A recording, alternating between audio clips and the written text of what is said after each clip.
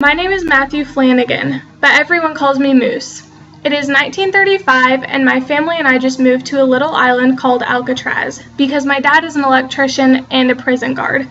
Alcatraz is completely surrounded by water, but it is located so close to San Francisco you can almost hear the people talking and the cars zooming down the streets. I don't like it here because I hated to leave my best friend Pete behind. My sister Natalie is, well, different. My parents pay a lot of attention to her because she constantly has to be watched over, even though she's older than me.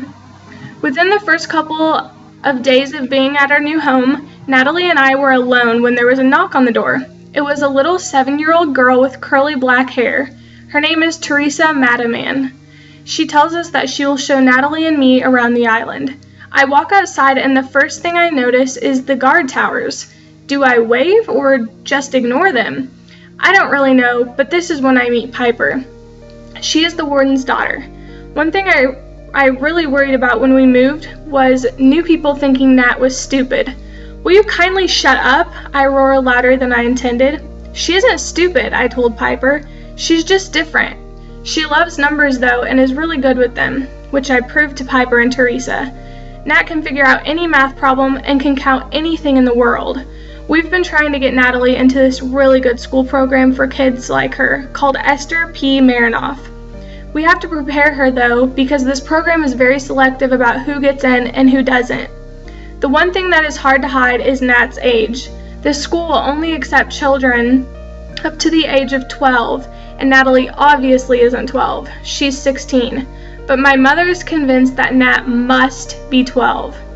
Anyway, the next day we got a letter saying that I had to go see the warden. Oh great, this is just what I need. As if his daughter Piper isn't intimidating enough. I put on clean clothes that my dad hands me, but I find out the cons here wash our clothes. And I'm supposed to wear these? These murderers, thieves, kidnappers, and who knows what else they are wash my clothes? This is scary. When I arrive, the warden seems annoyed and is really bossy. He sits me down and tells me the rules of living here on Alcatraz, while Piper sneaks in to sit and listen. Why is she here, I think to myself? Rule 1. There is absolutely no contact with the convicts. Rule 2. Do not enter any area that is fenced off. Rule 3. Blah blah blah. Why am I here?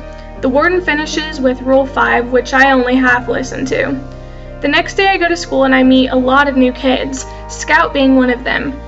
I find out he loves to play baseball and he and some other boys play every Monday. We become best friends right away. When I get home, we find out that Natalie isn't ready for this school. My mom takes this really hard and shuts down for a couple of days. We keep trying, and this is when my mom ends up starting to teach piano lessons, which leaves Natalie with me. I have to take her with me everywhere I go. Sometimes she has fits, but she usually just sits down and counts things like her buttons and rock collection, or we go down by the dock. Natalie starts seeing this lady named Carrie Kelly, whom is trying to help her get into the program. She seems to be really improving. When all is great and we think Nat will definitely get into the program this time, she gets rejected again. I don't understand why the director, Mr. Purdy, would do this to us. Does he know she is 16 and not really 12? If only someone could help. Anyone. I write Al Capone a letter asking for his help. I know he can do anything, and since Piper's mom is the one that monitors the letters, I know that Piper can work her magic to get my letter to Al. A couple days later, I come home and my mom, Teresa, and Natalie are all standing there smiling. I find out that Mr. Purdy opened up a new program for children of older age, and Natalie is the first person they want to try it out on. I'm shocked because I honestly had no idea that something this great would happen to us. The next day, I put on my shirt, but I hear a crackling noise. I check in the pocket and I find a little brown half sheet of paper folded twice, and on the inside, written in scribbly handwriting, it says, "Done."